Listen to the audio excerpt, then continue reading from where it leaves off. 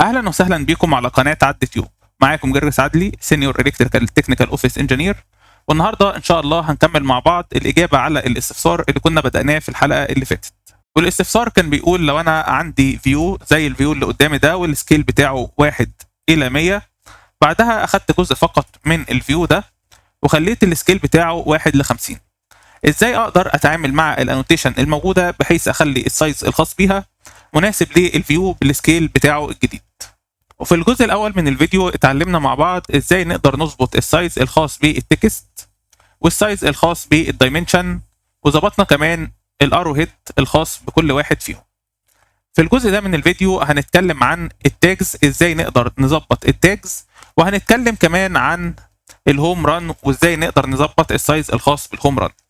تعالوا مع بعض نبدا اول حاجه بالتاجز. نبدأ دلوقتي نعدل مع بعض التاج الخاص بالكشافات، وبعدها أي تاج موجود عندك في اللوحة هيكون نفس الفكرة. علشان نعدل التاج الخاص بالكشافات هنقف كده على التاج ده، بعدها هتضغط على Edit Family،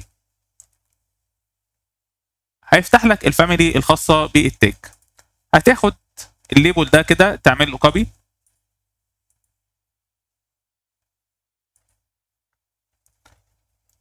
وهتمسك الليبل ده كده وهتعمل له Edit Type، وهتعمل دبليكيت، وهتخليه ممكن تخليه حتى ستاندرد 2 مفيش مشكله، وتيجي هنا على التكست سايز وهتغير السايز الخاص بيه، هتخليه مثلا بدل ما هو 2.3 هتخليه 4.6، وهنضغط على ابلاي ثم اوكي.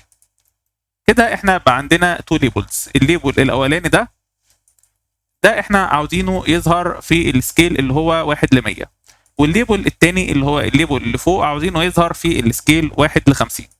علشان كده احنا هنربط كل واحد فيهم مع فيزابيليتي بارامتر.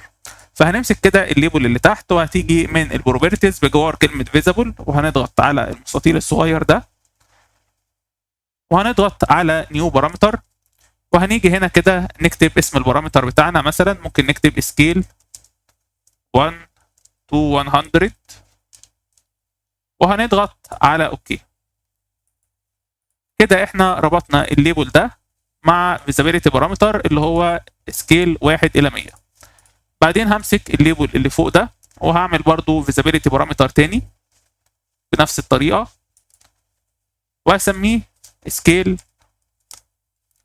1 to 50، وهنضغط على اوكي ثم اوكي مره تانيه. بعدين همسك التو ليبلز هحطهم فوق بعض بالشكل ده. هاجي بعد كده هنا من الفاميلي تايبس وهنعمل تو تايب. التايب الاول اللي هو اوريدي موجود اللي هو اسمه M_standard، وده اللي بيظهر مع السكيل 1 إلى 100. فهاجي هنا كده جنب السكيل 1 إلى 50 وهشيل علامة الصح اللي هي موجودة هنا.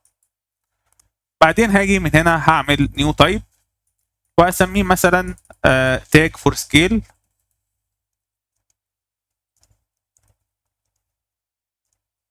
1 to 50، وهنضغط على اوكي.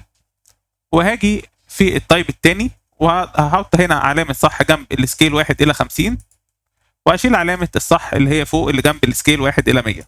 كده بقى عندي واحد اللي هو M ستاندرد اللي هو فيه السكيل 1 إلى 100،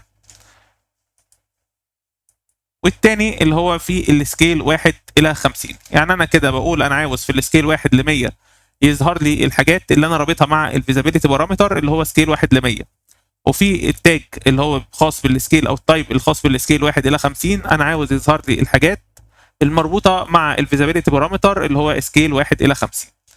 بعد كده هنضغط على ابلاي ثم اوكي.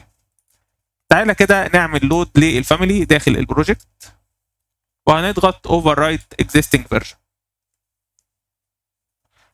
هتلاحظ هنا لو دخلنا على الفيو الاساسيه لازال التاج اهو موجود اللي هو التاج القديم، ولو لاحظت هتلاقي التايب الخاص بيه اللي هو M_standard لسه موجود. لو دخلنا على الفيو الثانيه اللي هي البارت اهو التاج بتاعنا، هتلاقي التايب الخاص بيه اللي هو M_standard. هتقف على التاج وتعمل سيلكت all instance visible in view.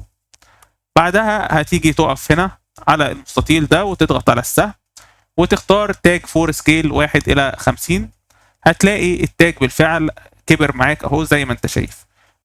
كده احنا اتعلمنا ازاي نقدر نغير في السايز الخاص بالتاجز. فاضل لنا نقطة واحدة بس هنتكلم عنها، ازاي نقدر نغير في السايز الخاص بالهوم ران.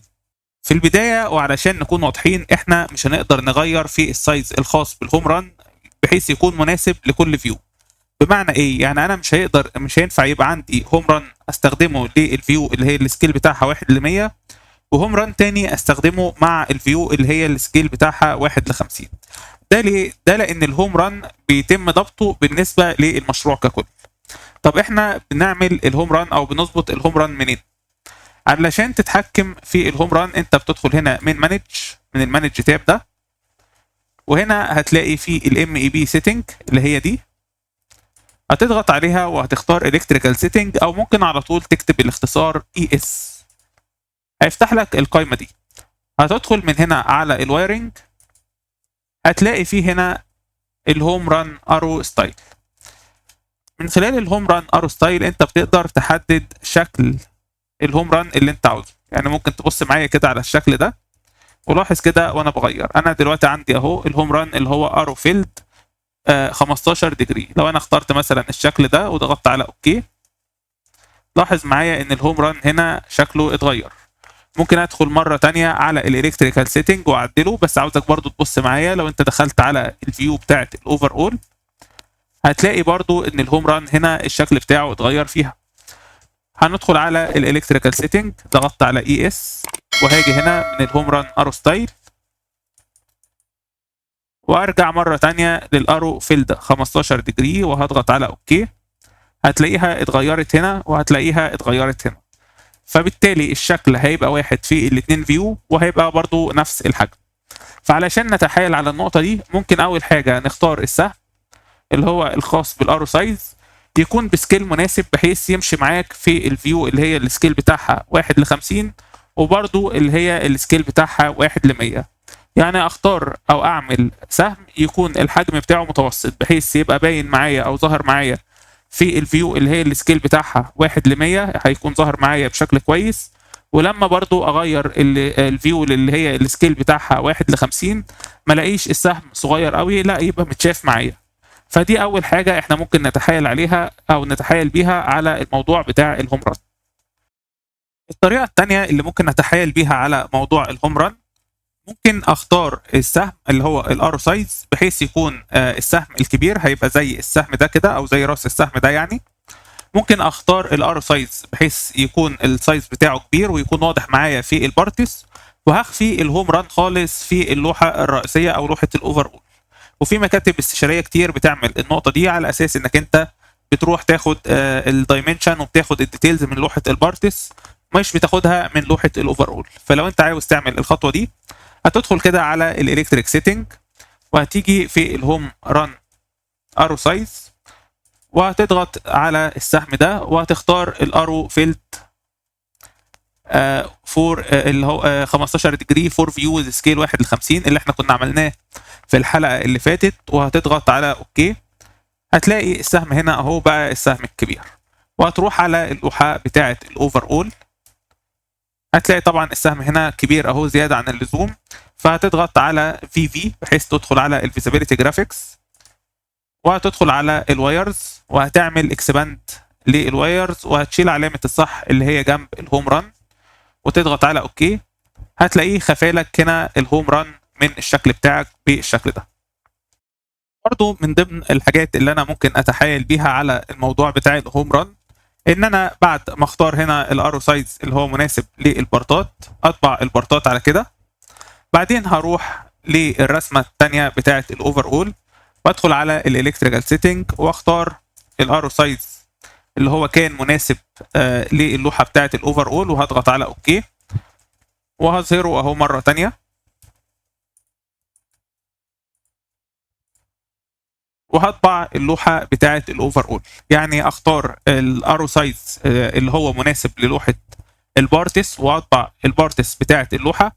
بعدين هختار الارو سايز اللي هو مناسب للوحه الاوفر اول، وهطبع الاوفر اول بتاع اللوحه، بحيث كده يبقى حليت المشكله دي في الطباعه.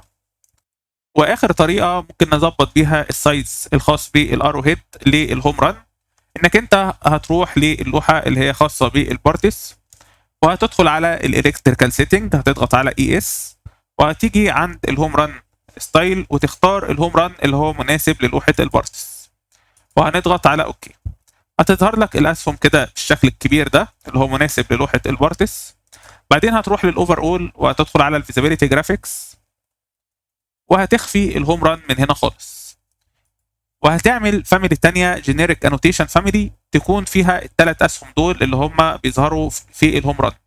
فانا هنا عامل فاميلي اهو اللي هي خاصه بالهوم ران دي، وهسيبها لك في الديسكريبشن الخاص بالفيديو علشان لو عاوز تحملها، وهتعمل لها دراج اند دروب كده بالشكل ده.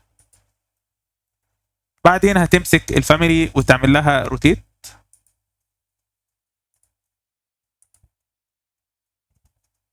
بحيث يكون شكل الفاميلي شبه الشكل الخاص بالاسهم بتاعه الهوم ران.